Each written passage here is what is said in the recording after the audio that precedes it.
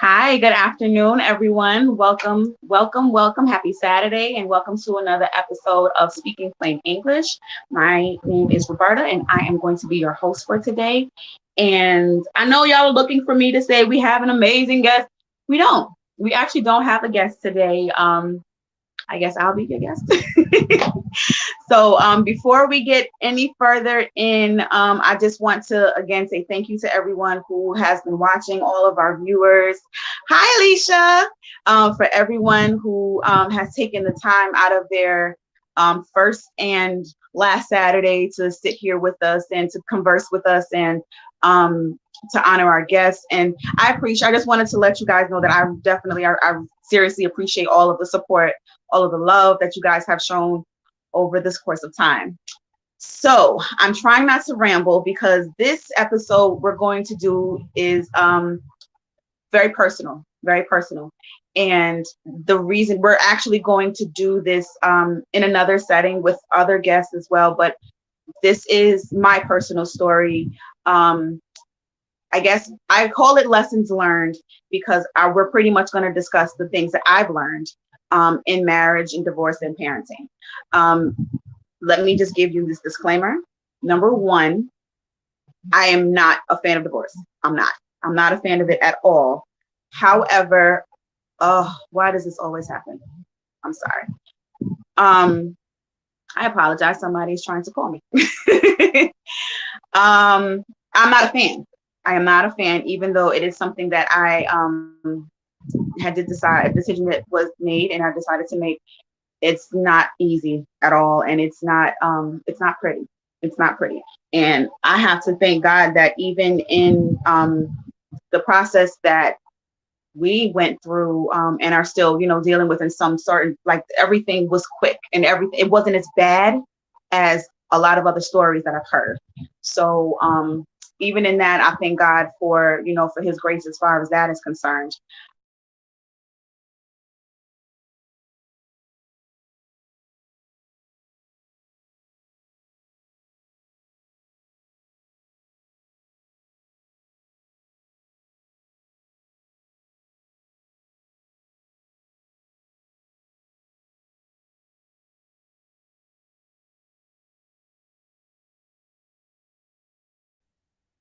Can y'all see me? I hope y'all can see me because it just did something weird for a second ago. So anyway, like I was saying, my disclaimer number 2 is if you're looking to, like I said, get the tea. If you're looking to, to find out what he did, if you're looking for drama, I'll put it like that. If you're looking for drama, you might as well just log off because you're not going to get that. Okay? This is my side. I'm telling about my side, what I've learned about did we miss number 1? Okay, I'm going to go back to number 1 in a minute. But yes, this is me talking about my side as far as the things that I've learned, the things that I feel like I could have done differently, the things that, again, like I said, my lessons, the lessons that I've learned. Y'all are coming in here. Thank y'all so much. Oh my goodness. So for those who missed what number 1 was, number 1, what was number 1? Oh, that I'm not a fan. I am not a fan of divorce. This is not something that I'm proud of. I'll put it like that. I don't want to be seen as, I guess, the poster child for divorce. Taisha, hi, girly girl. Oh my goodness, y'all are coming today. But yes, I'm not here to gloat. I'm not here to boast on the divorce itself. What I am here to do though is to tell my side as far as what I've learned, my takeaway. Okay, so if y'all feel like y'all want to ask questions, I'm open. I'm a complete open book. But I will say, what I will not do is I'm not going to give too much. I'm not going to give his side for the simple fact that he's not here. You know what I mean? To defend himself. So, or to say his side. So I'm not going to do that. So again, like I said, if you're here for that, if you're here for drama, if you're here because you want you're looking for a man bashing session, we're not doing that. All right. So, oh my goodness, y'all. Y'all are blessing me. Y'all are blessing me so much. Oh man. And thank you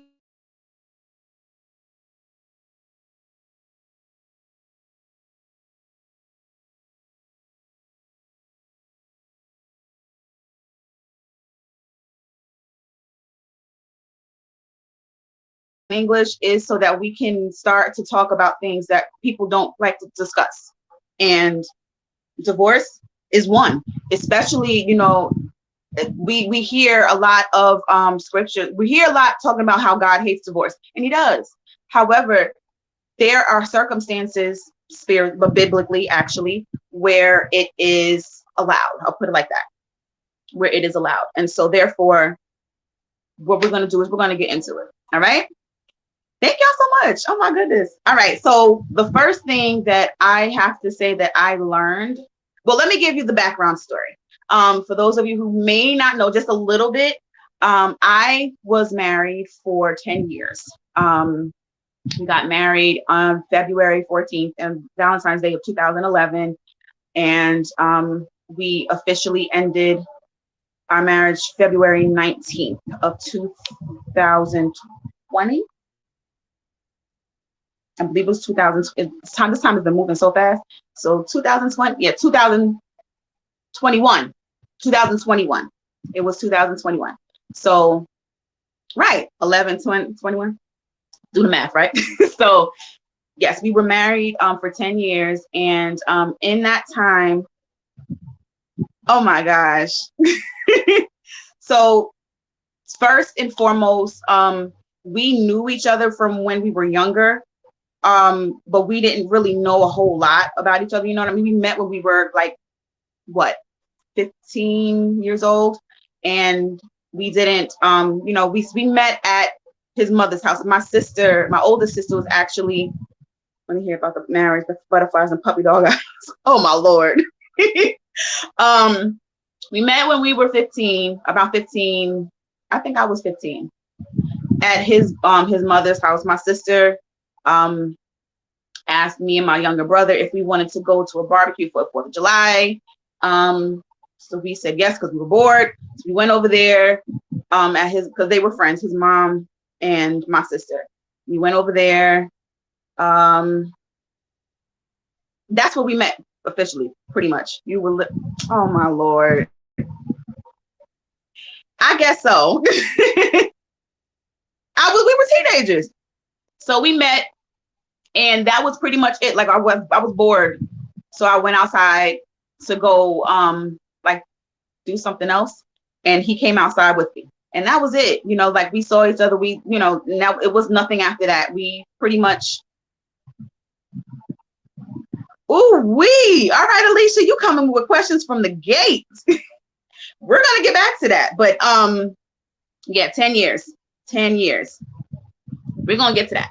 So again, after we met, we saw each other every so often from the church that my sister and he went to. But it was never, there was never really much of anything there for at all. I'll put it like that. And then I moved to Memphis for 7 years as an adult. I was 20. I want to say I was 22. Alicia, we're gonna get into it, girl.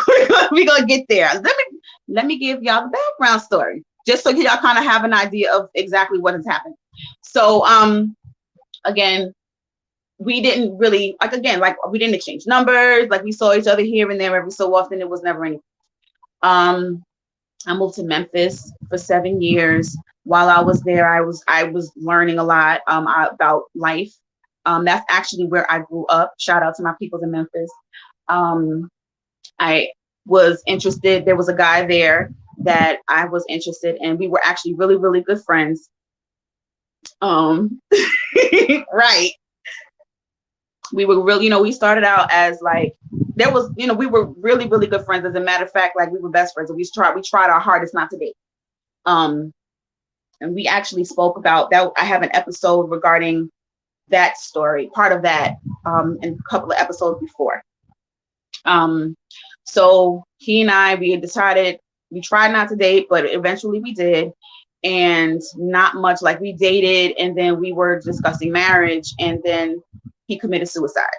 The day after, like we were together back and forth, off and on for a little bit.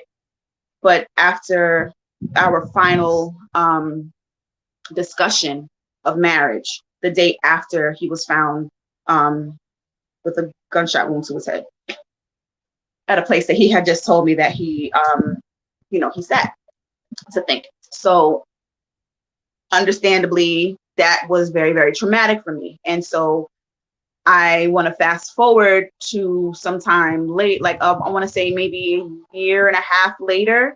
My niece actually called me and I'm just fast forwarding things just for the sake, I'm just giving y'all some foundation.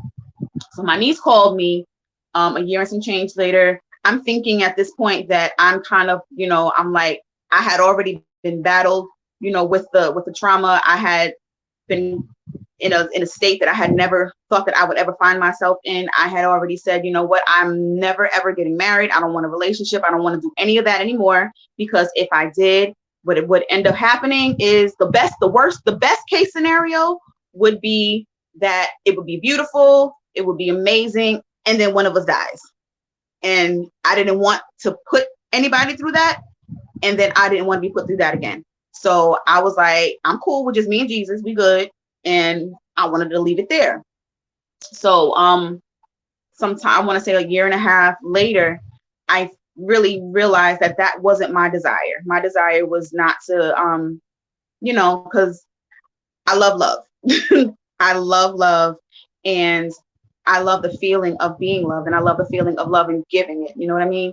I love the feeling of having somebody to build with, and I wanted that. That was always my thing. I never wanted somebody to give anything to me. I was always an independent type of woman, but I still wanted to be married, and I wanted to be in a relationship where we give and take. You know what I mean? We build together. We build our empire together. So that's always been my desire. So knowing and coming to the reality that I really don't want to be by myself for the rest of my life, when I came to terms with that, I told God, I said, okay, you know what? If you send love my way, I won't turn it down. Wrong. I realized like I probably should have worded that a little different now that I think about it. But my niece called me and said that she was at their house and asked me if I wanted to speak to him and his sister. So we ended up speaking, and we had, conversations and things like that. And that led to us talking for a little bit, dating and from a distance. And then I came back up. Because we had already discussed that we were going to get married while I was there. I want to say a year and some change later, afterwards, we got married. Okay, so now that we have all of that foundation done, I want to tell you what I learned about why I wasn't ready and why I should not, part of why I should not have made the decision the way that I made the decision when I made that decision. And the reason why, if, in case some of you may not have caught it already, thank you, Sean, whoever you might. So one thing that I realized later is that, number one, what I should have done was I should have made sure that I was okay. I did not go to get, I can't say I didn't, because I did get some counseling after the tragic loss. However, I didn't stick with it. And the reason why I didn't stick with it was because, one, I felt like I didn't want to talk about it too much anymore because I kept having to relive it. And two, the main reason why I stopped was because I felt like if I had to go to counseling, then that means that I was not allowing God to do what he was supposed to do. And my faith was very, very slim. And that is the furthest thing from the truth. The furthest thing from the truth. God has placed people in different professions for a reason. You know what I mean? And he's given them the skills and he's given them the capability, especially in these type of, psychological fields, to be able to deal with issues like this and things like this. So I had it all wrong, and I did not get the, I did not go through the process that I needed to go through in order to make sure that I was okay enough to step into somebody else's life, especially the role of a wife, which is, that is a role in itself. That has a lot. Let me listen. So y'all, just so y'all don't get it twisted, for those of you who don't know, and I know I have some wives here that have an amen corner, being a wife is more than cooking, cleaning, and sex. Please understand that. That is not all there is. And raising babies. That is not all. There is so much more. So much more. I agree with you, Alicia. There is effective and ineffective counseling.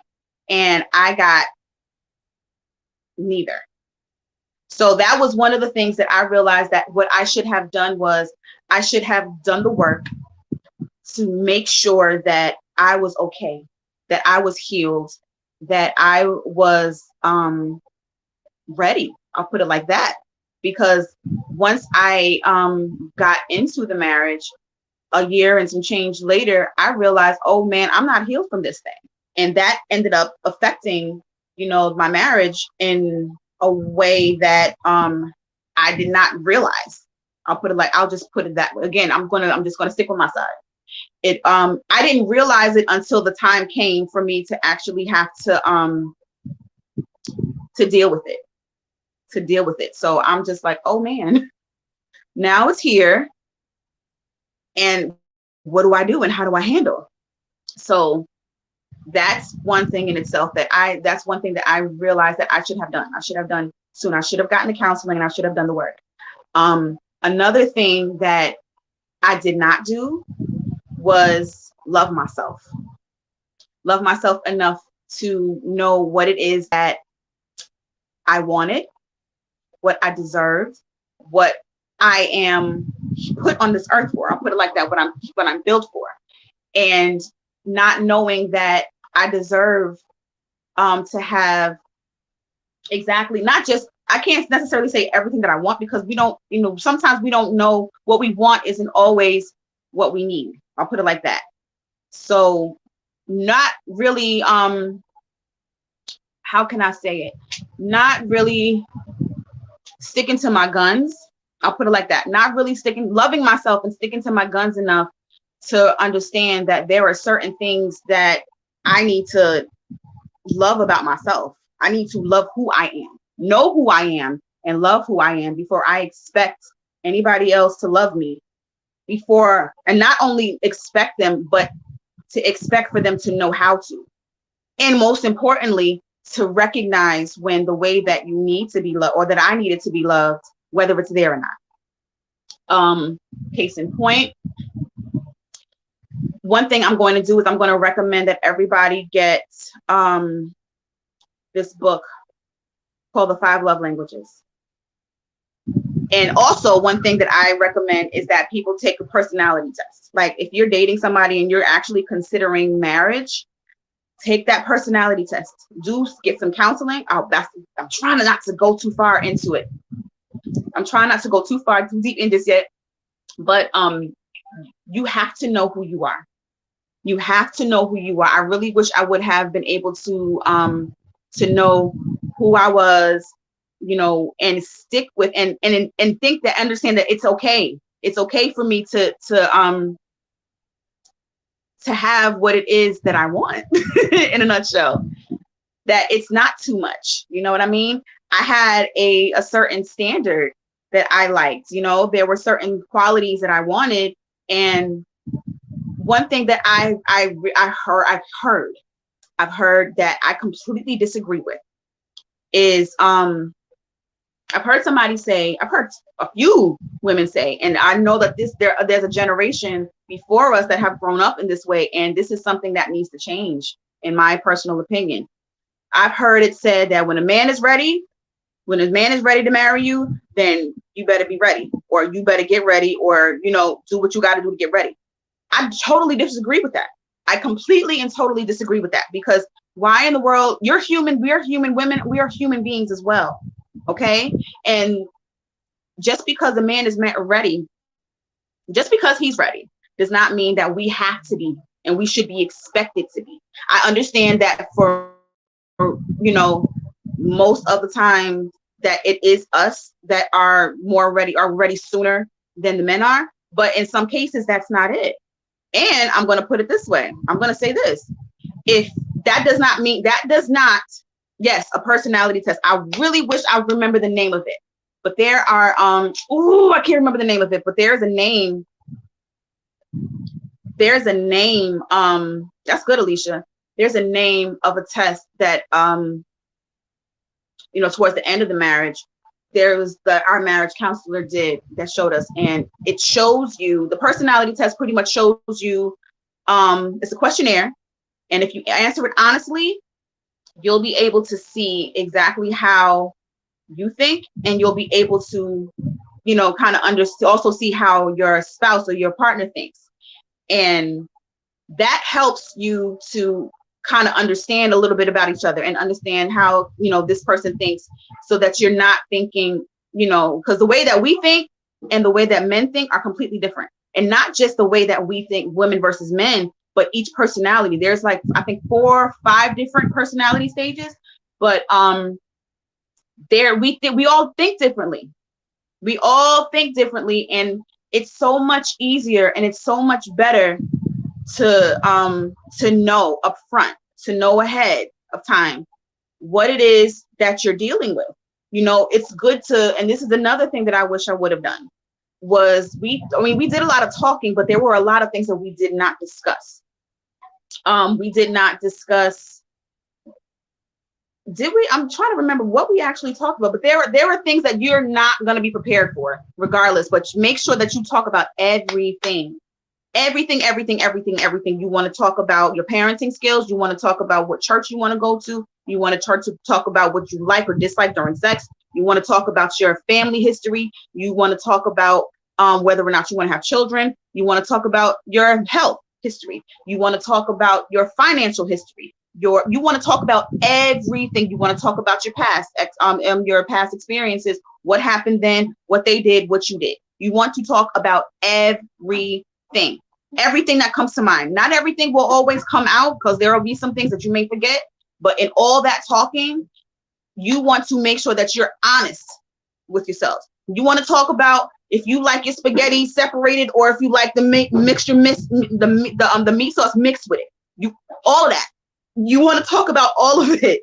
You know what I mean? Everything, every little bit and piece of information. You want to talk about like different holidays that you celebrate, how to celebrate. You want to talk about your traditions, everything. You want to talk about everything. And although we did talk about certain things, there were things that we did not discuss, and be realistic with it. I have to say we have to be realistic with it, because we say things that we like to hear, or we like to want the other person, or things that we even desire to do. I'll put it like that. Things that we desire to do, but don't actually make habits of it. You know what I mean? And that is something that we have to make sure that I would recommend making sure you discuss everything. And if there is anything that you feel like the best, I'm going to tell you something. For the record, I like my spaghetti separated. I don't. What is separated spaghetti? What's the point of that? Oh my goodness, no. But one of the things that I honestly feel like, and this is another thing that I didn't think about before, you have to be friends. Like when I say friends, you have to be able to speak to them and be open with them and be honest with them about who you are. That's why a lot of it's interesting. There are some people there, for those who don't do, there are a lot of people, I'll put it like this, there are a lot of people who like to come together for, like, when you meet somebody with the mindset of being interested in them to date them, a lot of people are different. They are 2 different people. A lot of people decide that they're going to put their best foot forward. A lot of people decide that they're going to do everything that they possibly do to impress impress the one that they want, because they want to do whatever it is that it takes to get what they want. You know what I mean? So that type of thing, you don't necessarily see who that person really is until much later. And then that's when things come in where it's like, oh, wait, hold on. Who was this person? I didn't know who you were like this. Da, da, da, da, da, da. Let me tell you something. If you know who, if you're friends first, and I know that it may be hard to do that, but I just think it works out better that way. Because when you are a friend with somebody, you are your authentic self, and you should be your authentic self anyway.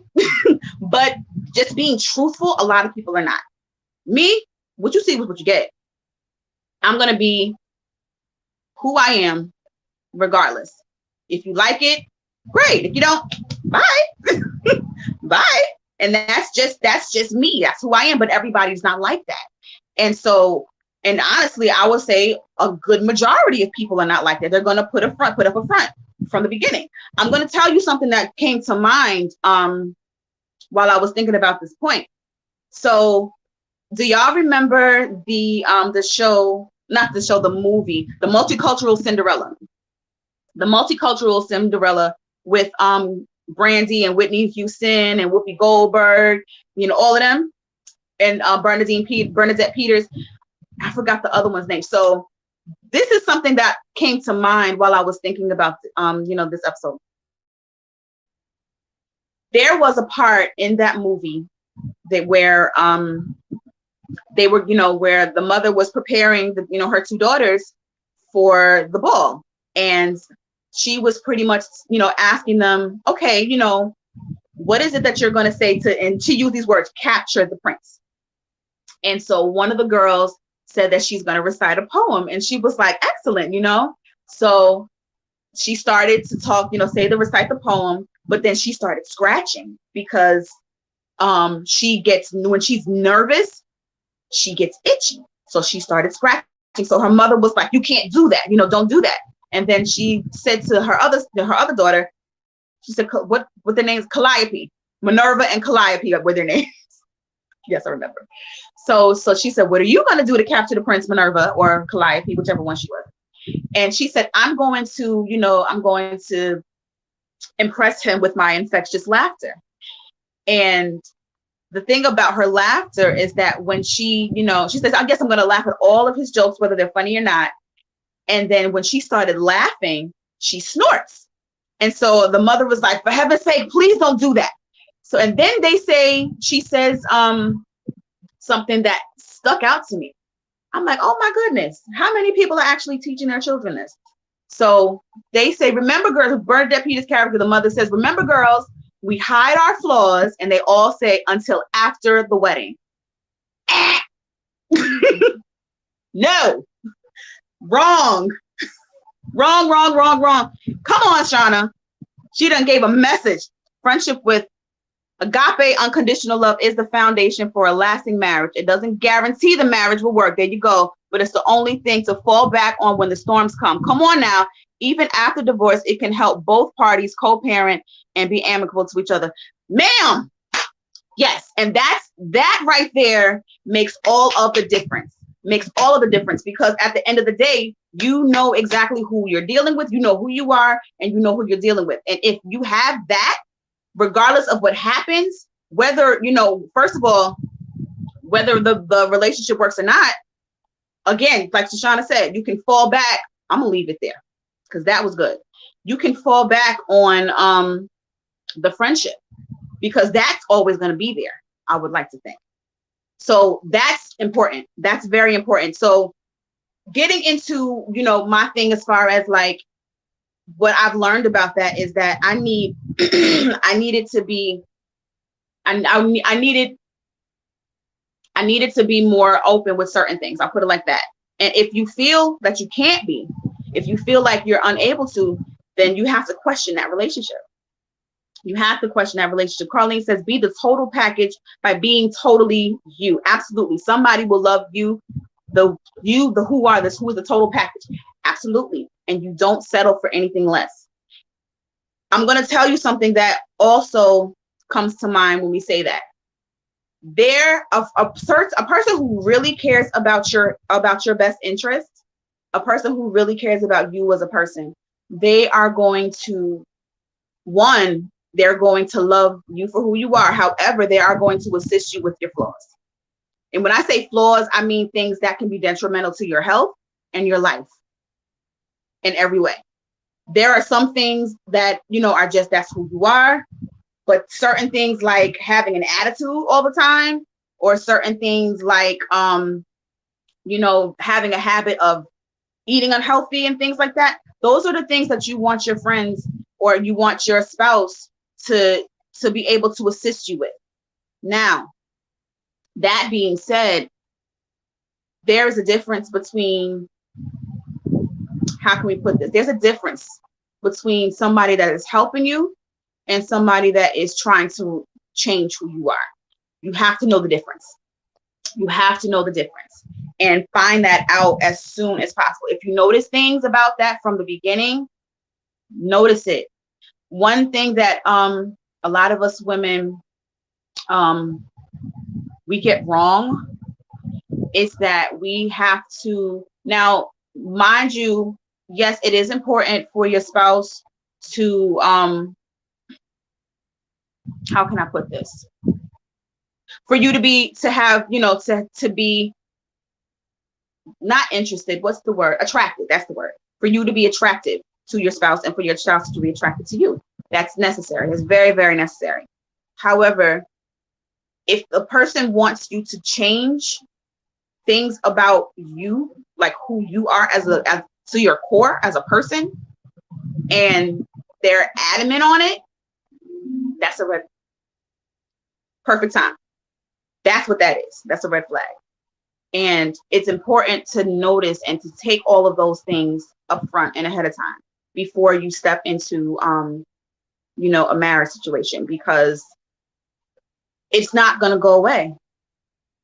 And if you cave once, you're going to have to cave again and again and again until you wake up one day and you recognize, man, who in the world is this person that I'm looking at in the mirror?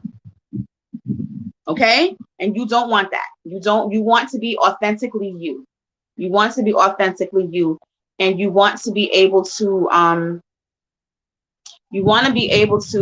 again, let me stop acting like I'm doing like some kind of counseling session or anything like that, because I'm no expert. I'm just telling y'all what I've learned. But I learned that it was important for me to pay attention to things, you know what I mean? To pay attention to things about him as well as myself, to patterns, that I may have had.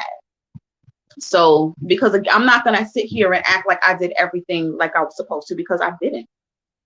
That's the reason. That was my whole purpose of doing this, because I learned things, and there are a lot of things that I learned that I'm like, oh, Roberta, yeah, you probably should work on that before you even decide to get into anything else. You know what I mean? And thank God he's bringing them to my attention so that I'm able to do just that. And some things that I have worked on, there are some things that I'm still working on, still a work in progress. But I do feel, and I'm grateful that I am the better. I am the better now than before. There was another thing that I wanted to mention and I totally forgot. So again, like I said, it was a 10-year marriage, and during the time there were different things that I learned, that different things that I did not do. And part of what I was talking about just a minute ago is a very good attribute, to a very big attribute, I'll put it like that, to me not knowing who I am and going for the things that I wanted to do in life, and going for the things that going for my purpose in life. Because again, my purpose in life is to be more than just a wife and a mother. There's more. God has given each of us our own purpose that should coincide with your spouse. This is the reason why I can say the whole thing where people were saying that you have to be equally yoked. Yes, you do. that does not just mean, that does not only mean, I'll put it like that, that does not limit itself to, and I think I posted about this some like a couple of weeks or so ago, that does not limit itself to what church you go to. That does not limit to what God you serve. It doesn't limit it there. That's very good of a foundation to start at. However, it doesn't limit it there, because you can go to the same church, both of you can be both saved, sanctified, Holy Ghost filled, but have completely opposite purposes. Completely opposite. And then y'all end up getting together because you look good and everything. And, y'all look good to each other, whatever. Y'all enjoy each other's company, and find out I have no way of helping you with what your purpose is at all. So that is that is something that we have to talk more about. We have to discuss that, because being equally yoked, again, is we don't expound on what that actually means. And for those of you who may not understand exactly what it means to be yoked, first of all, we're not talking about eggs. We are not talking about eggs. And the only reason why I say that is because when I was younger, I used to think that's what they were talking about. So it made no sense to me. I thought it was Y-O-L-K, yoke, instead of a yoke, which is Y-O-K-E. I'm going to explain what that means in a second, but yeah, I did. I thought that's what it was when I was younger. Cherie says experience certifies you to share and bring awareness to the subject. Right, thank you. Thank you very much. But there are certain things that I'm not going to touch because I'm just not. So Shauna says if they can't accept all of you, you're not who they want. You're not who they want. That's it. This is not claymation where we mold each other into who we want. Yes, the adjusting has to be each other's personal choice and not forced or coerced to please them. Yes, that is so important. So important, because if you're going to, case in point, I remember when I was in Memphis, I dated this guy. I didn't even want to date the dude. First of all, let's start there. Let's start there. And this is why I said that I had to learn to love who I was, because I would compromise so much of who I was. I'm about to be really, really transparent with y'all. Man, I didn't expect to go here, but I'm going here. I would do things like, I would want the attention of who I wanted the attention of so bad, I was willing to sleep with them. And I did, because I wanted their attention. They didn't want me as, they didn't want to date me. They didn't even want to be seen with me, but I liked who they were and I wanted them. So I slept with them because I wanted their time and I wanted their attention. Feeling like idiots afterwards. Don't do that. Do not do that. Do not. I may not be one to, to say do and do not do certain things, but don't do that. Don't, male or female, do not do that. Do not do that. Last time again, do not do that. That right there showed me and it took me until after, I'm going to tell you when it hit me. There was a song that I heard by an artist named Shaq Hester. Ooh, what is the name of that song that he did? That messed me up all the way. I call it My Killing Me Softly. Oh my gosh, what is the name of that song? Wide Open. The song is called Wide Open.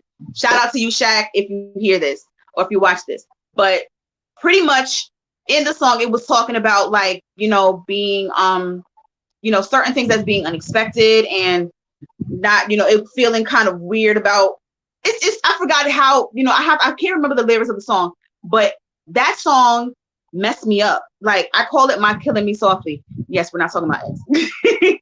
I call it My Killing Me Softly because it made me feel like, whoa, hey, that's kind of deep there. No, I don't want to feel that. And the whole thing that it made me think about is how so many of us do so many things that that goes with the trying to please people, going with doing things that you're not willing, that's behind you, beyond your standard. You know what I mean? Doing things that are outside of who you are to try to impress somebody else who don't even really like you like that. You know what I mean? Just because, and the mindset is, for those of you who haven't been there, yes, there's a lot of us that have been there, but for those of us who have not been there, who may not understand, the mindset is, if I do this, if I, you hear my kids in the background, if I do this, if I show them, if I keep trying to show them how much I care about them, if I show them how much I love them, if I show them how much I want to be with them, if I do these certain things that they like, maybe they will actually like me, or maybe they will actually, you know, want me. That doesn't work. And you shouldn't have to go through all that. And that's something that I had to learn. I had to learn that, because at the end of the day, you have to keep it up. And if it's not something that you're willing to, that's not in you, then after a while, it's going to die down, especially after you get comfortable. You know what I mean? So who hasn't been there and done it? There are, believe it or not, some do, there are some, and I applaud y'all. I applaud some of the women who have been strong enough to, not even just women, men too. I applaud those who have been strong enough to never lower their standards. That's me now. So I applaud myself, because I'm not doing it. Hi, Shanty.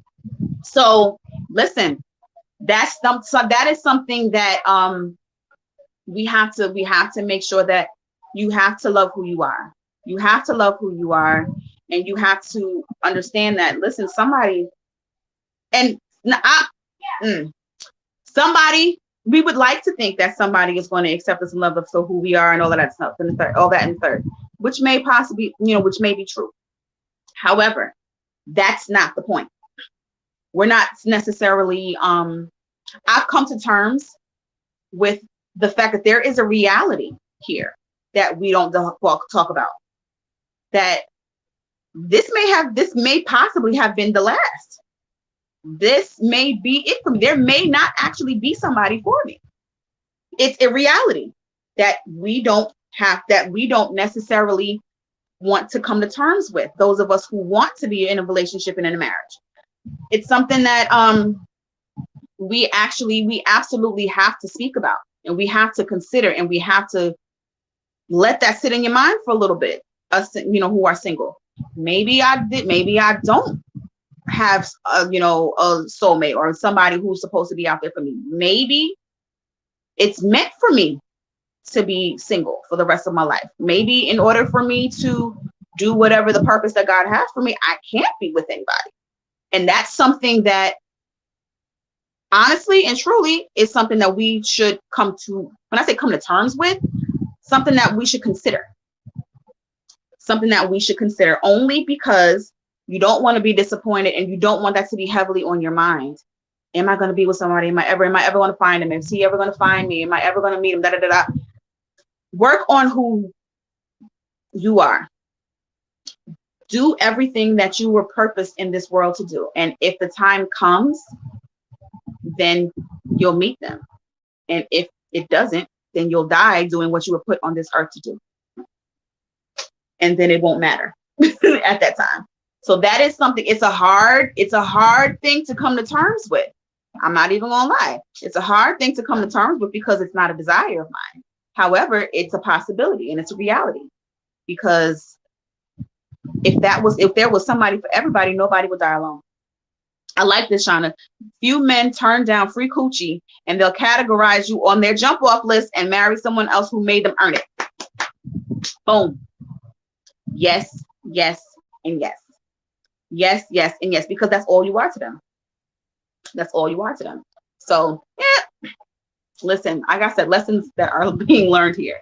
So that's the things that I've learned, as far as like, oh, one more thing that I did not mention yet. One thing that I wish I would have done, and I admonish all who are dating, engaged, before you get married, maybe even before you get engaged, I'll put it like that. Get qualified counseling, professional counseling together, if individually as well as together. The reason why I say qualified and professional is because before my ex-husband and I got married, yes, okay, no, you can't have that. It's not yours. Put it back. Sorry, y'all. Put it back. No. We did go through counseling, and it wasn't somebody who I wanted. I didn't know who this person was. But there was somebody that I had in mind that I wanted, that I knew would be thorough, and that was actually good at what he did. Come on, y'all are talking back to me today. Y'all are talking back to me today. So we ended up going through counseling sessions, because they really weren't, you know what I mean? Because we were trying to hurry up and get married. But we went through these sessions that were nothing but we were being sat down and talked to the whole time. And not knocking the person who did our counseling, but that just wasn't who he was. He wasn't a counselor. What I wanted was to have somebody professional, number one, and I wanted to have somebody who has a thriving marriage.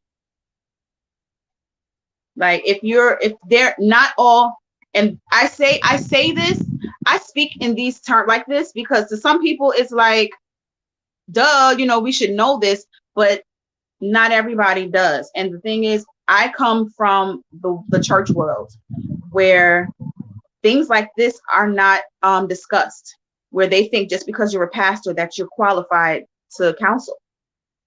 No, you're not. And I honestly feel like if you're going to be a pastor, you need to go to school for that. I mean, and if quite honestly, just putting this out there, if you are not married and you're not a professional, then I don't think you have any business counseling marriages either. And I'll even go a little further. If you are married as a pastor and your marriage is in shambles, I don't think that you should be counseling either. And that's just my take on that. So what you want, understanding that, yes, people do learn from their mistakes and that they are able to give advice, to advise off of their experiences. But if you're in the middle of a bad marriage, I can't listen to you. And that's just what it is. Some people are called to function in the gift of singleness. This is it. Everybody is not getting married. There's nothing wrong with being single. There is nothing wrong with being single at all. It's actually a beautiful thing. It's actually a beautiful thing because you get to focus on you and you get to learn who you are. Me, I'm the type of person who has no problem with going places by myself. I take myself on dates all the time. And I did this before I was married. That's always been who I was. Always. I'm not waiting for anybody. I'm not waiting for anybody to agree to go somewhere. I've never been that type. If I want to go somewhere, I'll invite you. I'll say, listen, I'm going to such and such. Anybody want to come? No? Okay, bye. I'm there. Everybody does it. I found out that everybody can't do that. And some people feel like it's a sad thing. It's not. Spend time with you, date you, find out what type of things that you like so that you can show, when the time comes for you to date, you have something to bring to the table. Hey, have you tried this spot? I've been to this place before. Why don't we try this? You know what I mean? Things like that. Or if they suggest another spot, I've been there before and I don't like such. You know what I mean? Like, enjoy your time. Enjoy your time so you know who you are, so that you are accepting of who you are. And so that you won't settle for somebody who doesn't. Plain and simple. Plain and simple. So listen, again, I want to say that again, I'm not a fan of divorce at all, even though it's ugly, even though I did go through it. I can't say still going through it because it's final, but there's still aftermath. There's still things that we don't necessarily think about afterwards. And before, I'll put it like this, I wanted to make a note of this. Being strong and staying together are absolutely wonderful things. as long as you're working through the problems, as long as you're being better, as long as you're doing the work that it takes to change, and not just expecting one person to change, but both of you looking at where you went wrong and where you could have done better and where you could have been better. If you're able to do that, by all means, stick it out. This is me this is me talking to those who feel like, well, she did it and she seems like she's doing okay. Listen, I did the work. We did the work and it didn't work. Well, no. Yes and no. Because again, we did do the counseling and there were different things that either one or the other or both of us were not willing to do, or we worked on and it didn't work. So one thing that I know, and one of something that a lot of people say, oh, why don't you stay together? Or they say that we're going to do is stay together for the kids. I'm going to say something that some people may not like, and I really don't care. Not that I'm in the business of trying to hurt people's feelings just because, but that's just what it is. I would much rather, and that's why this was the deciding factor. I left. Part of the reason was for my sanity and for the health and sanity of my children. No, he was not beating me. No, he was, none of that type of stuff, that type of this, it wasn't anything like that. It was either we stayed in a toxic situation and my children grew up thinking that this is how life and marriage is supposed to be, or we broke rules. And that's just what it is. I can't even read all these comments. Y'all are talking back to me today, and I love it. I love it. No, we're going to do this. We're going to go into this conversation. So it says there's nothing like it. I'm married, and I'm now taking time to heal and become whole. Yes, should have done that before, but I'm glad it's happening now so I can be an example of what a healed, whole person looks like to my children and grandchild, even to my husband. That's what we need. We need to be whole for ourselves, for ourselves. I have to reiterate that, and I have to say that over and over again, because what a lot of people tend to do is, and again, as women, especially in church, I say this a lot about church because these are things that we don't. There are certain things that we were taught that weren't right, or things that I've heard of that weren't right, and that needs to be spoken about. No, you're not supposed to just get married. You're not supposed to do certain things so that you can be ready for your spouse. How about let's learn how to cook, clean, and all these things that we need to learn because it's the right thing to do, because it's necessary.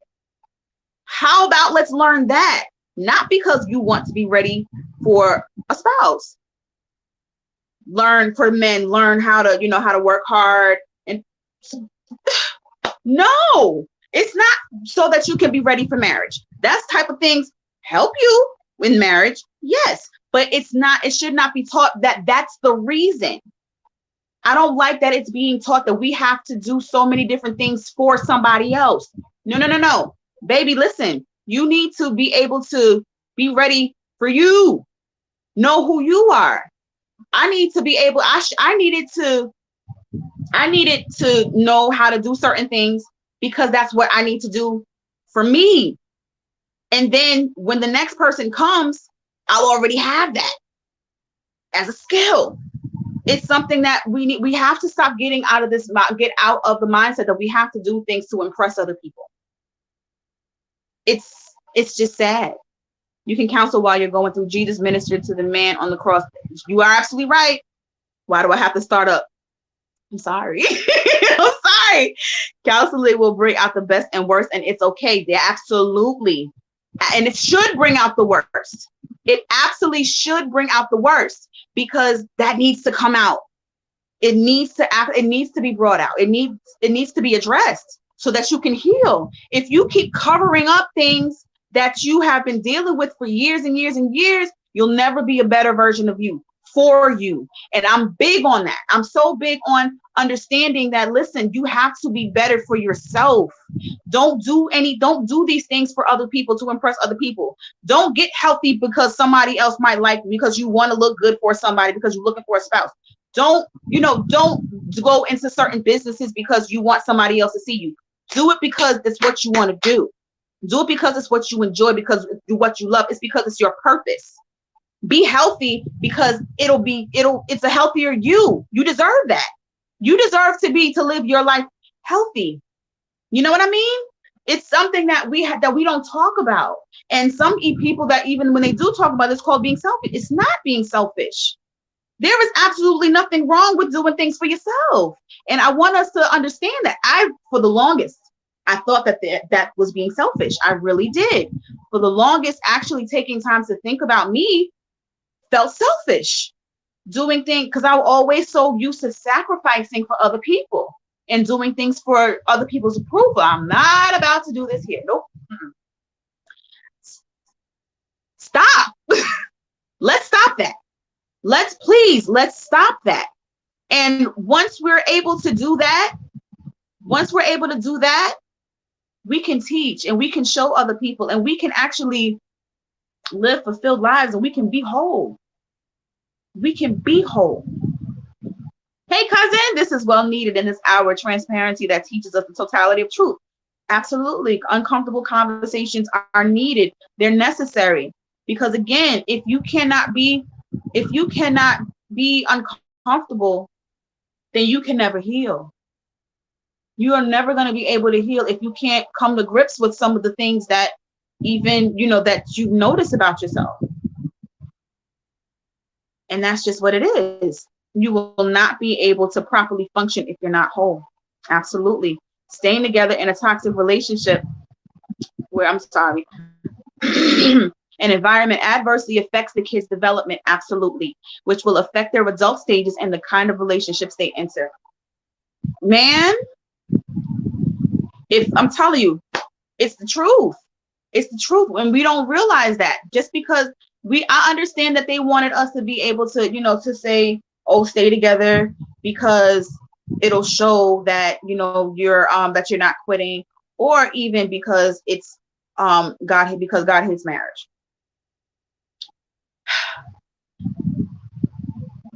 First of all, can we address the fact that the scripture does say, what God has joined together, let no man put asunder?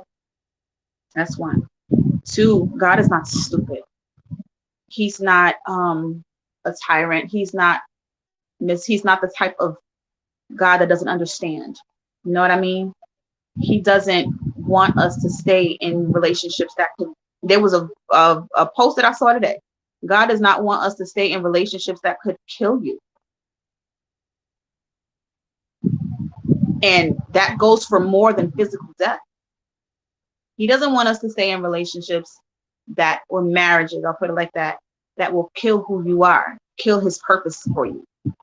So we have to stop using that as an excuse. We have learned incorrectly and need to be, yes, Alicia. I've heard and still hear men praise their women for cooking and cleaning. I'm like, dude, what else did she do for you? Right. Because there's got to be more. There has to be more. That thinking comes from a time when women needed a man for security and provision. I see. I've never watched Bridgerton. So maybe I need to see that, because that's how it was back then. Because it was made, because we're the nurturers, because women are naturally nurturing. So we were made to stay home, take care of the children, cook and clean. There's nothing wrong with that. There is absolutely nothing wrong with that. However, there's more to us than that. And that cannot be frowned upon. She said, you sound like you've been participating in Silent Saturday. I surely have, Cherie. I surely have. Oh, man. So this is about Bridgerton, in case those who may not watch it. The mothers raise their daughters to be married for a man to support them. That's a problem. That's a problem. Because in this day and age, the way this economy is, you're gonna need two incomes, baby. We are no longer able to just expect one income to suffice for everything. In some professions, it's possible. You have to be able to do, but honey, even if it is your desire, even if God made a way of escape on the New Testament, there we go. There it is. Even if you desire to be a stay-at-home mom or a stay-at-home wife, have a skill. Find something that you are able to do to assist this man. If that's what you want, and if that's what he's okay with, you come to that agreement, cool. But how are you helping him make his money? Are you going to support? Are you going to help him to get, like, if he is, you know, if he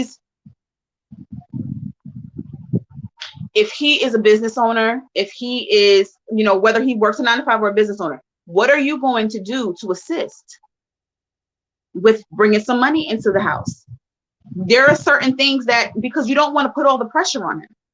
Providing is a man's natural, but he's still in this day and age now, especially with the way things are, support is necessary one way or another. And if he's the type that has the, you know, he wants to do it, cool. Don't be a leech. Let's not be leeches. Let's not, cool. He makes this money, so I need this, I need that, I need da, and you do nothing to contribute. That's just my take. That's another topic for another day. Can we include God in marriages that have not been, ooh, honey. Can we include God in marriages that have not been God ordained? He gives us free will. You absolutely can. Because one thing that what I believe is that God is a master at making masterpieces out of messes. And he'll take a situation where he did not put you in, where you put yourself in, and be like, I already knew you were going to do this anyway. So let's make a, you know, let's turn this into something. But at the end of the day, you have to be willing to, if, as far as marriage is concerned, it has to be both, because there are some who who has gotten saved or has, you know, started following Christ after they got married or whatever the case may be. God can absolutely take that and make it work and make it a testimony, but both parties have to be willing. That's just how it is. Both parties have to be willing to submit to his will. Both parties have to be willing to follow his direction and his lead. So if you don't have that, then in some way, shape, or form, I'm sure God will give you an out in some way, shape, or form. How did we get here? Because we were actually about to get into the divorce side. Like most women today, let your daughters become first. Let your daughters become first. I'm so glad to see my girls wanting to have a business and earn to provide for themselves like mommy. I thank you for getting me there. Aww. Oh, good question. I would say no. My cousin says we have hurts that we have not exposed that causes us to hemorrhage mentally, emotionally, spiritually, physically, internally, which produces eternal damage, not only to oneself, but also to those we become in a relationship or marriage with. You are talking, cuz you are talking right. You can try, but it will go against his word. When what God has joined together, let no man put asunder. Absolutely. So that is answering the question that was put on the front. Is it possible for hold on, a vow was made so we can ask God to bless it? Sorry y'all. The Bible tells the saved spouse who has an unsaved spouse that they don't have to leave them. No, they don't have to leave them. But if the other one wants to go, then that's, let them go. But there's a scripture that, oh man, I'm not good with knowing where certain things are, but I remember them, reading them, where the wife, it says the wife can bring salvation to her home, which is absolutely true. It's not necessarily just, but we can bring, like, if one person, that happened with my mom. Like, my father was not saved. Neither one of them was saved. I don't think that they were married yet. I don't think they were married yet. But one of them my mom got saved first, and then my dad did, even though he grew up in church and she didn't, which I find very interesting. So one thing that I wanted to say as far as like divorces go, and the reason why I am not a fan of them is because they're messy. They are very emotionally draining to all parties involved. All parties involved. And I mean, it's death. It's really it's death. And I've gone over time. I wasn't expecting to do all this talking, but y'all talking back to me, and I appreciate y'all. Divorce is a literal death. I like how Michael Todd put he was talking about sex specifically, but divorce is pretty much the same. It's like if you put two pieces of like if you glue two pieces of paper and then you stick them together and then you let them dry and sit there for a while and then you rip them apart. It's not the same. You're gonna have the residue of what was once there still stuck to you. And that's pretty much what divorce is like. It's like it's a death of a relationship. Something that, because I'm not going to sit here and act like everything was wrong. We had, we did have good times. When we were able to work together, we did great things together. When we were in agreement, things worked.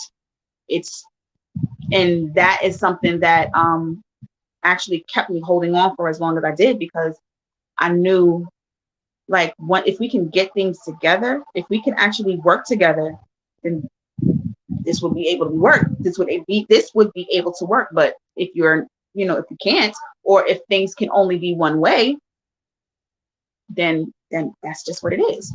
So I admonish, like I said, for those who may be going through a hard time in your marriage, do whatever you have to do. Do whatever it is that you have to do to try every option. Go, unless you're being physically and even emotionally abused, then run for the hills today, now. Do whatever you can to do that. That's there's nothing else that needs to be waited for that. But if there are things such as you're just not getting along, you're not able to agree on everything, even infidelity, as hard as that may be, do the work. Don't just make, because we can't seem to see eye to eye, because we can't we argue all the time, which I can't stand doing. I don't like arguing. But don't let that be your deciding factor of we're calling it quits. That's it. Find out why you argue all the time. Look at what it is that, like, do you say certain things? Like, do you trigger the other person? Do you are there certain things that you're not thinking about that they went through this is why I say counseling is so important. There are certain things that they went through as a child that you may have said or done that triggers them, that causes them to respond a certain way. All of that stuff needs to be brought out, needs to be discussed and brought out to the forefront, so that you can get to the bottom of why are things not working? Why is it that we can't get along? Why is it that we're not able to, come to an agreement with everything? I'm gonna tell you something that I felt. I felt like things had gotten to the point where I felt like I had to compete. And what I mean by compete with him, because I was feeling like I was fighting for my power. I'll put it like that. I didn't feel that I was being who I could be. I'll put it like that. He wanted somebody who would stay home, and he wanted, like, he even asked me at one point. He said, don't you want to just stay home and just take care of the kids and take care of the house, and I'll give you an allowance? I'm like, what? Do you not know who you're talking to? The thing is, Anybody who knows me knows that that's not even the type of woman that I am. So for that to have been said, that something like that was like, okay, I have to fight for my power. I have to fight for, because apparently he thinks that I am somebody, and again, not knocking anybody who that's their desire. That's just not who I am. It's never been who I was. I love my kids. You know what I'm saying? I love my environment, the house and everything. But however, that's just not the type of woman that I am. Just to sit there and let somebody give something to me without me contributing financially. That's just not who I am built to be. I have an entrepreneurial spirit, and I've always been that way. So you have to know who it is that you marry from the beginning. You have to know who it is that you are with from the jump, and to find out if that's the type of person that you want, or that you can work with. Hold on, Shauna found the scripture. Thank you. For the unbelieving husband is sanctified, that is, he receives the blessings granted through his Christian wife, and the unbelieving wife is sanctified through her believing husband. Yes, both ways.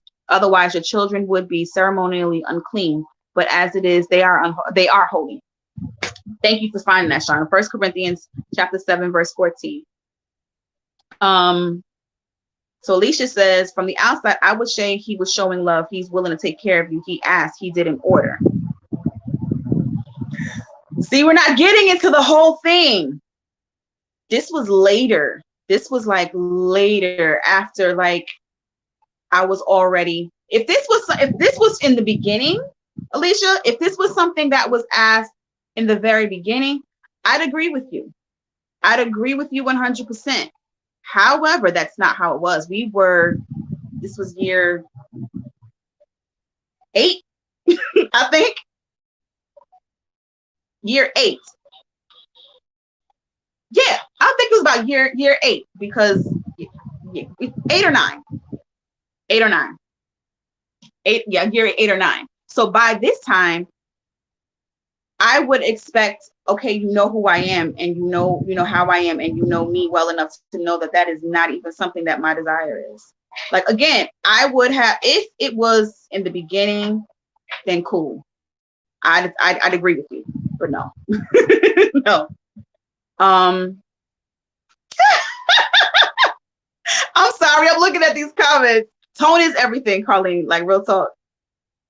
Part of who you are, come on, Shauna. Part of who you are shouldn't lay dormant because you're a wife and mother. You would feel a void and frustrated, which affects your other roles. I'm so glad you brought that up, because that's exactly what it was. That's why I said, like, I felt like I had to fight for my power. I had to fight to remain who Roberta was, because I felt I was being suffocated. I was being suffocated. Some other women may look at it like, Berta, what is wrong with you? He's trying to let you stay home while he goes to work, and you're not happy with that? Nope. Because that's not me. That's not who I am. I have never, ever, ever, again, I'll say it again, I've never been the type of woman. I've always desired to build with my husband. Always been desire. That has always been a desire of mine, to build with my husband. I always wanted, because I never wanted to, and then maybe that's something I need to look into. I never wanted anybody to be able to say they did all of this for me. You know what I mean? Because I just don't want anybody to be able to say that. I don't want anybody hanging that over my head. I'll put it like that. I like to be a part of the process. You know what I mean? I feel like that's me. That's part of who I am and what I do, even in my business. I'll take your idea and I'll help you, with what it is that you want to do. I'll help you with, like the business side, or even if you have any ideas for like an event or something, I'll help you with that. That's just the type of person that I've always been. And that's who I am to my core. So for that part of me to have, not been able to be used, it was literally suffocating. So that's that part, Alicia. That's that part. So again, divorce is hard, and I'm going to make this brief. It's hard. It's taxing. It's especially when you have young children involved. Oh man. So mine right now, my daughter is 10 and my son is 6. And in the very beginning, we sat them both down and explained what was about to happen and et cetera and so on. My son really didn't care too much. He was so focused on Sonic and he wasn't focused on what we were saying. He didn't get it or whatever. He was kind of young. But my daughter was old enough to kind of understand exactly what was happening. And she's very wise. Those of you who know Liberty, y'all know how wise she is and how very intuitive she is. So she made, we made sure that at least she understood what was going on, what we were doing, what the plan was, and gave her the opportunity to ask whatever questions, gave her the assurance that this was nothing. No, both of them really, the assurance that this is not any of your fault. This is not something that there is nothing that you guys did. We both still love you very much. You'll still see the both of us. And so that was something that we wanted to make sure that they understood. And I was going there for a reason. And I lost my train of thought. How about that? But even, as the years have gone by, that's what it was. The thing that she told me, that she mentioned to us, was that she was okay with it and she understood. The only thing that she asked for is that we would be able to see each other often. Like all of us would be able to, she would be able to see me often. She would be able to see her dad often, and that we could still do some things together sometimes. And we told her, we should be able to do that. That's no problem. That's fine. So as of now, for reasons, no, because again, I'll put it like this. He's moved on. So therefore, there's a whole other family that he has created. I'll put it like that. And because of that, we have not been able to fulfill that part as far as all of us being able to do things together. I'm trying to explain it without getting into too much detail, but for whatever reason, it hasn't been, we haven't all done something together. The last time we did actually was Jeremiah's 6 now. So I think it was his 5th birthday. His 5th birthday before they met the girl that he's with now. So that was the last time that they had been able to see us all together, like to do something together. So I know that takes a toll on her. And I know that because that's all she asked for. You know what I mean? And we can't even deliver that for other reasons. So one thing that I want to, how can I put it? One thing that I desire, I'll put it like that, for the ending of my marriage is that my children be able to deal with this and be whole. I've had counseling sessions for them, and they started, to open up, and they started to help a little, but then for some reasons, we had to cancel. But we're definitely getting back into that. I learned that in my family therapy class. When both parents can still have family functions together with the kids, it helps, right? Even if the other parties can't be involved, which takes a lot of discipline, love, and understanding.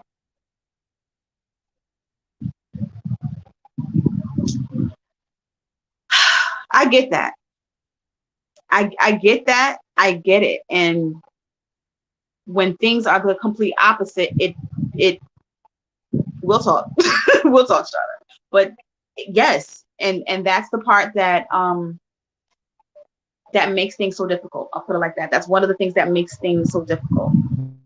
But because of the way things happen. So again, that's a side of his that I'm not even going to step into because he's not here to say his side. Colleen, you are a mess. She said, just suck my teeth and roll eyes. She said, it's not always possible. It's not. It's a desire for it to be possible. And I'll put it like that. There's a desire for it to be possible. And eventually it will get there, I'm sure. But, well, I can't say that either. I'll just put it like this. The desire is for it to be possible. In whatever way that means. So, again, when it takes a toll on you, especially when you see your children growing up and starting to really, like, especially when they start young and they're starting to really understand and come to grips with exactly what's happening, it's hard to see them dealing because they have their own, especially the older ones. My daughter, for whatever reason, she's always felt like she had to be responsible for everything and everybody.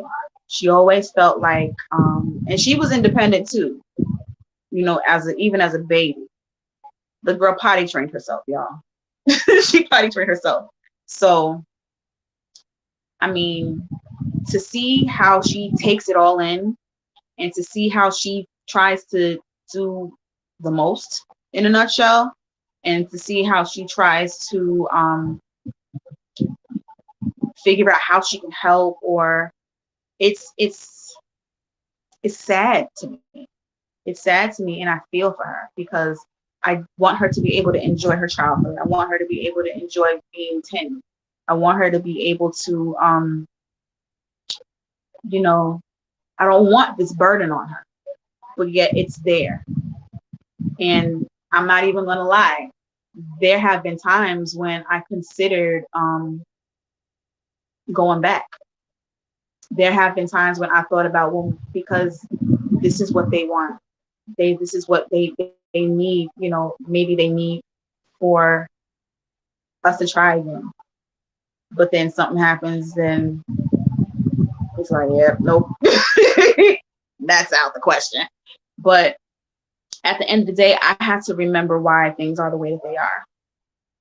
And I cannot go back to one thing that I realized. I cannot go back to I mean, as a parent, you sacrifice so much of yourself anyway. It will get there. In the meantime, thank you. I'm trying. I'll put it like that. I'm trying. I'm much better than I was in the beginning. I was a mess in the beginning. Ooh, but I mean, things still hit you after a while, because you still think about things that could have been avoided and whatnot. But she's the oldest, and that's normal. Yes, the guilt, Alicia. The guilt is there sometimes, because sometimes I feel like I feel like I used to feel like, I put it like that. Hi, Auntie Joe. Oh, I love you so much. Thank you for watching. There were times when I felt like I messed this up. I destroyed things. You know what I mean? But at the end of the day, I have to remember, and it's like, I thank God for sending people my way to speak life into me. My squad, you know what I mean? My best friend, like so many, and random people, just random people that don't even realize. There was a lady at work, actually, a client. I work at a doctor's office.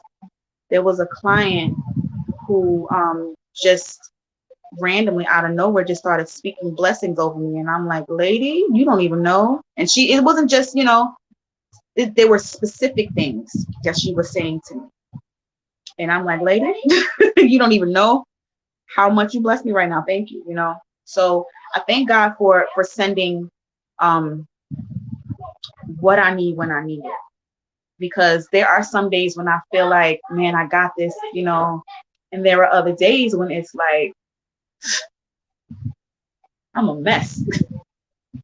So the guilt sometimes is there, but then at the end of the day, my thought process is weird.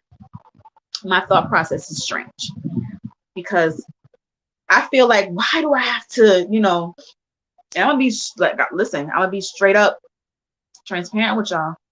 There are days when I wish that I didn't know better. There are days where I wish that I didn't have standards.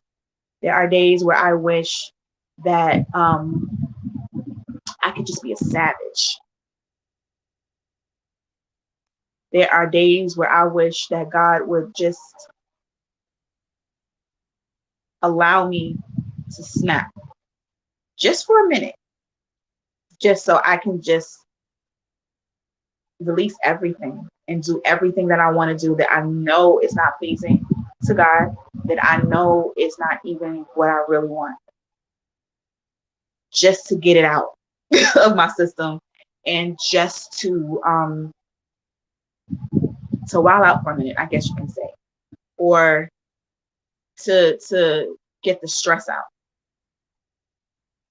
But I know better, and I know how like every day, and I was thinking about this. I'm trying not to cry, y'all, but it's happening. That's why I know I've been talking too long. I had a talk with God one day a couple of weeks ago, and the way that me and God communicate, or the way that I communicate with God, is just like I'm talking to anybody. Like I'm talking to y'all. I said, God, something has to give sooner than later. I'm out here dealing with this, dealing with everything that I'm dealing with. Sober, raw dog, no filter. Like there is nothing that I am doing to mask anything. I'm not getting drunk. I'm not smoking nothing. I'm not having sex. I'm not doing I'm not even, well, the thing that I may have stepped into, if anything, is overeating. And even that, when I realized that I started like emotionally eating, even when I start realizing that I'm doing that, I stop that too. So I'm dealing with so much of this stuff naked, per se. And I'm like, God, you have got to come through for me. Because if not, I'm going to crack. And I felt and I heard him, like I felt his presence. I felt his presence, like he understands. I'm so thankful that he understands. And since I have been that honest with him, I'm noticing things happening. I'm noticing, like, for those who may not know, I'm at my parents' house. I'm staying at my parents' house, and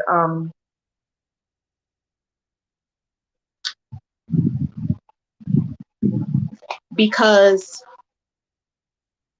the kids are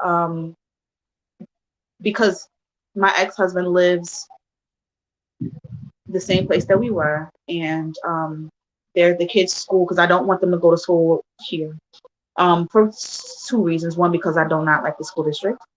Two, because I wasn't expecting to be where I am this long. I was expected to have my own place a long time ago. But because he's still, he's there in the district where the kids are, the judge has granted him physical custody. So they see, they're with him. They're with him during the week, and I get them on the weekends. And I hate to admit that it works on paper. It's not what I want. But because where I work as of right now is so far from where my address is, I'll put it like that. Like I work 2 hours away before traffic, mind you, before morning traffic. I work 2 hours away from where my address is. And the question has come, why don't you just get a job up closer? Tried that, trying still. Like I've put applications in everywhere. And this is the only place that has hired me. And that takes a toll on me mentally as well, because I'm like, I've never had a problem getting a job. What is going on here? But what I'm finding out is that God is doing something. He's in the midst of this. He's in the midst of this in so many ways. And I'm seeing that, like even in my business, like, because my desire is to work my business and let that be the sole income that sustains myself and my family and my children, and let it, that we still be comfortable and that we're still able to, we don't have to struggle, that, you know what I mean? I'm looking to have big business here. I'm looking for millionaire, billionaire status. I'm not going to sit here and be humble, not be modest about it. I'm looking for wealth. And I'm not looking for that mainly because I just want to say that I have it. I'm looking for it because, one, I want to be able to make sure that my children and I are good, and I want to be able to help others. I don't want to have to be concerned about bills. I want to be able to put everything on automatic and know that it's all taken care of. I wanted to be able to show my children that it's possible. I want to be able to show my children that they can do whatever it is they want. I want to be able to show other people out there who may feel like it's impossible to do what it is that you love and actually live off of it and thrive off of it. That's what celebrities do. I'm looking for, and this may be a very bold statement, but I'm going to say it. I'm looking to be a household name. I'm putting it out there. And I don't want it for selfish reasons. I don't want it just because I want people to know who I am. I want them to know me for what God has allowed me to make possible for others. Not just because I want them to know who Roberta is. You know what I mean? My desire is to, first of all, please God in every single thing that I do. And I want to shine God's light, Jesus' Christ's light, through what I do. I want to be able to minister to people through what I do. I want people to be able to come to his kingdom from the things that I do, the practical things that I do. And in order to do that, one good way to do that is to have got a good amount of money. It's to have a good amount of money. You know what I mean? I promise God that if he gives me, a platform, if he gives me a platform as far as like, influence, if he gives me influence to influence people, that I would always make sure to make the name of Jesus great and make it known that that is who I trust. You know what I mean? I want to make sure that the name of Jesus is proclaimed through my mouth and that there's no mistake. No mistake. You know what I mean? So that's what, at the end of the day, it's for his glory. It's all for his glory and for the help of others, for those who feel like that they can't. Things like this used to be just, first of all, this podcast itself is not something that I was even considering doing at all. And then even this particular episode, I know we kind of went off a tangent a little bit.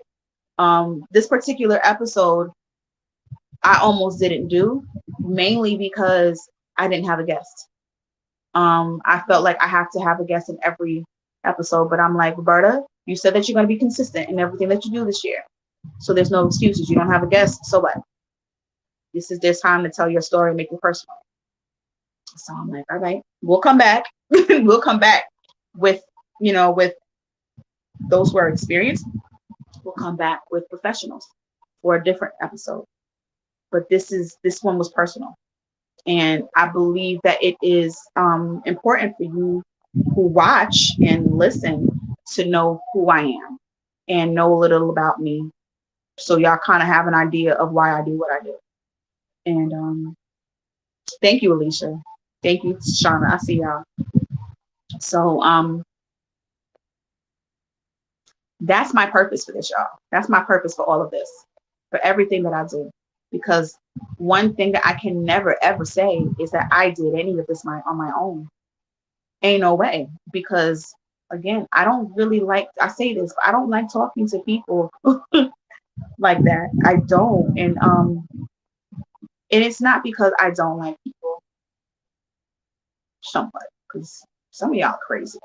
I'm crazy too, in my own sense. But some of y'all are just. But, and on top of that, like, my opinion, the way that I think about things are different.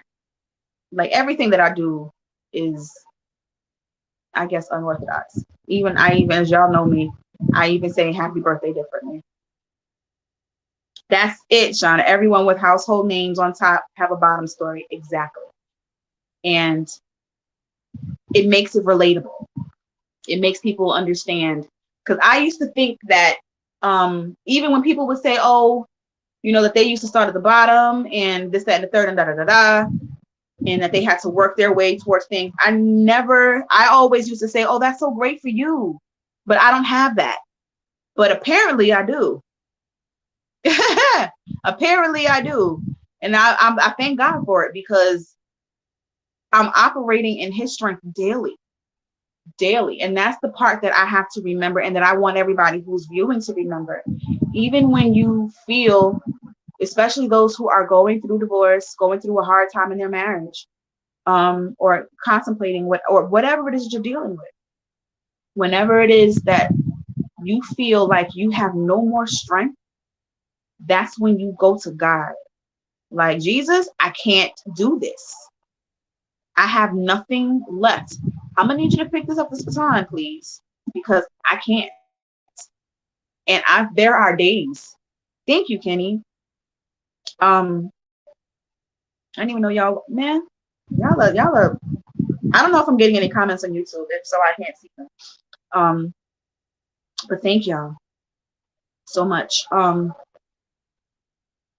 But in everything, I don't want to cry, but I already did. It's about to happen again. In everything, every struggle that you deal with, even things where people may feel like it's not God ordained or not God led. Let me tell y'all something. There have been days when I thought that myself. There were, especially during the process before even leaving, because I asked God, I said, God, what do I do? What do I do? This is the situation. What do I do? And he gave me instructions that made it sound like, I'm sorry, what? Did you really say to do what I think you said? Let me tell y'all something, and I'm going to leave this in a minute. Having your own personal relationship with Christ is so important. So important, because then you'll be able to know when it's him. There's a scripture that says, my sheep know my voice, and a stranger they won't follow. Sometimes God will ask you to do some weird things, some things that you don't think make any sense, some things that you'll feel like don't even sound like him. Ask Abraham when he was asked to kill his own son. Tightest with God ever. Ask Noah when he was asked to build a huge ark to save people from a flood when it had never rained. You know what I mean? Like, so many different examples are in scripture that are there to show us, like, yeah, there are sometimes like God will ask you to do things that are out of the ordinary. But that's why you have to know him well. That's why you have to be close with him. Because I'm gonna tell you, there were several steps that I made that I was making because I felt like I heard God tell me to do certain things. And I'm like, God, are you sure? Like, is this really what you want me to do? Like, seriously? And then a word will come from somewhere or somebody that lets me know you heard me. You heard me right. So it's so important. It is so important to hear him and hear his voice and to know his voice and get a relationship with him. At the end of the day, y'all, at the end of the day, when it comes to who you date, when it comes to who you marry, when it comes to your business, when it comes to everything, make sure that God is leading you to do these things. At the end of the day, make sure we're in his will. And if you happen to step out of it, he will absolutely restore you. Because it's better to I can't say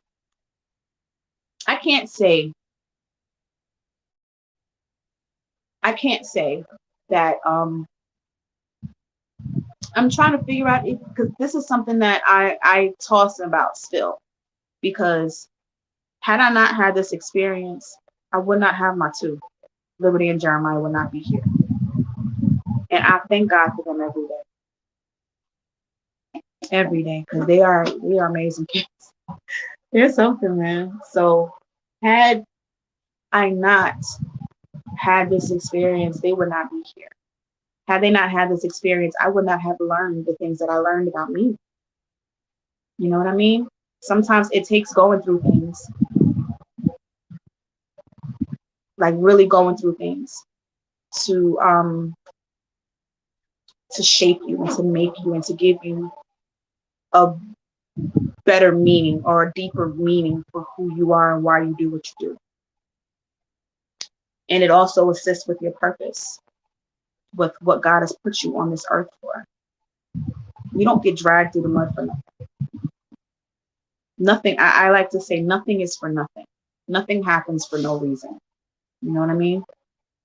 So even in all that I have gone through, I thank God that, number one, that he has allowed me to open my eyes and to see him through all of this. I thank God that he's allowed me to see me through all of this and to know that this is not the end. There's life after this, and not just life, but a beautiful one, whether that is with somebody or not. Because at the end of the day, like I said, my desire is one thing. But that's not my focus. I'll put it like that. That's my desire, but it's not my focus. My focus is to, again, do everything in this world that God has placed within me. Like Chadwick Boseman said, I want to leave this world empty. I want to leave this world empty of everything that that God has placed within me. And I want it to be passed on. I want it to be left for those who will remain. I want to be able to be known for helping people and for pushing, persevering. I want to be known for somebody who has great strength.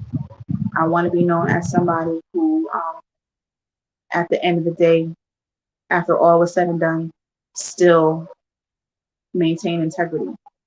Have I always? No. But I thank God for his grace. I thank God for his grace. So I'm done, y'all. I'm done, y'all. If there's any questions, if anybody has any other things that they wanted to ask about, my inbox is open. And I thank y'all for taking the time to listen. I thank y'all for being here and for engaging in conversation with me and for encouraging me and everything that y'all are doing. What I am going to do in the event that anybody would like to be a blessing to Speaking Plain English or my business, BOYH Marketing at all. Hold on. Thank you, sis. Aw. Here is Cash App. Everything that